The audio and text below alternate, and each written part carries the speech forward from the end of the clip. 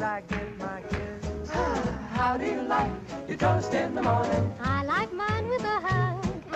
Dark or light, the world. This is the Uhans i8. It's a new bezel-less smartphone, solidly within the budget range at only $130. And as you can see, it's got a pretty cool design to it. It comes just in black actually, but it's got a sleek design and quite solid build too. Feels a little bit heavy as well.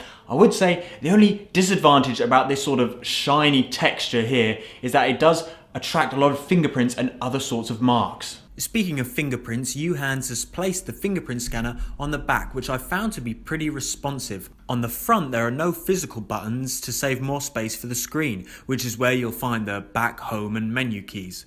The 5.7-inch 18:9 display looks pretty nice, but could do with an upgrade to Full HD rather than just 720p.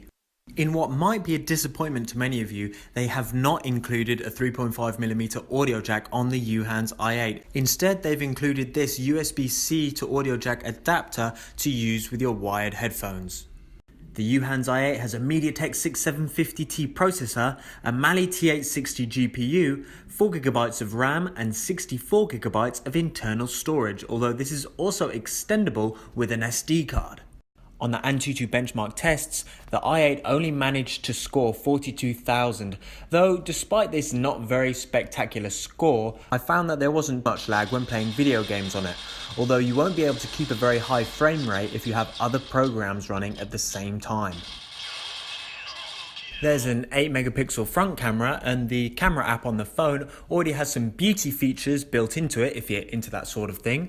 And then on the back of the phone you have a 16MP and a 3MP dual rear camera. Although the performance on these cameras is just so-so. You can see here from the pictures that it can take some pretty good shots, but nothing that impressive. If you're looking for a budget phone that has a really decent camera, then I can recommend something like the Xiaomi Mi A1. But again, almost no phones at this sort of price point can you expect a real flagship level of quality in your photos. The battery on the i8, which is 3,500 mAh in capacity, has about 3 days worth on standby, but if you're using it regularly, then it'll last for about a day. I also found that the Super Screenshot app built into the phone was a pretty handy feature if you want a quick and easy way to record what you do on your phone.